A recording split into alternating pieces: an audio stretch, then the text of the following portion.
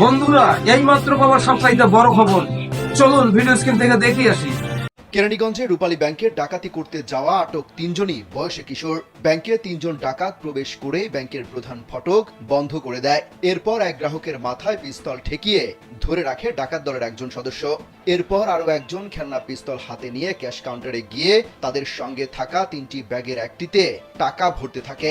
এ সময় ডাকাত দলের 3 সদস্যের একজন ছোরা হাতে নিয়ে দাঁড়িয়ে থাকে। পরে কয়েক ঘন্টার চেষ্টায় যৌথ বাহিনীর কাছে সমঝোতার মাধ্যমে 3 ডাকাত আত্মসমর্পণ করে। 3টি ব্যাগের মধ্যে একটি থেকে 18 লাখ টাকা উদ্ধার করা হয়। সংবাদ সম্মেলনে ঢাকা জেলা পুলিশ সুপার আহমেদ মঈদ জানান, প্রাথমিক জিজ্ঞাসাবাদে ওই 3 কিশোরের কথাবার্তা শুনে মনে হয়েছে তারা অ্যাডভেঞ্চার থেকে এই ডাকাতি করতে গিয়েছিল। এমনকি ডাকাতির টাকা থেকে তারা এক কিডনি রোগীর চিকিৎসা খরচ হিসেবে দিতে চেয়েছিল বলেও দাবি করেছে আটককৃতরা। তবে প্রাথমিকভাবে তাদের এই দাবির সত্যতা পায়নি পুলিশ।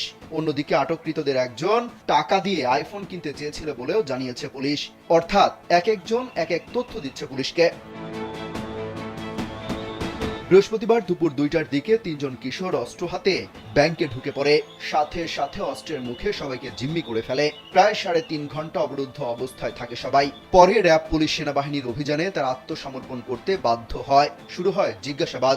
জানা যায় 3 জনের মধ্যে 2 জনের বয়স 16 বছরের মধ্যে এবং একজনের বয়স 22 বছর। বন্ধুরা, এরকম আরো নিত্য নতুন আপডেট খবর পেতে আমাদের ইউটিউব চ্যানেলটি সাবস্ক্রাইব করে আমাদের সাথেই থাকবেন। ধন্যবাদ।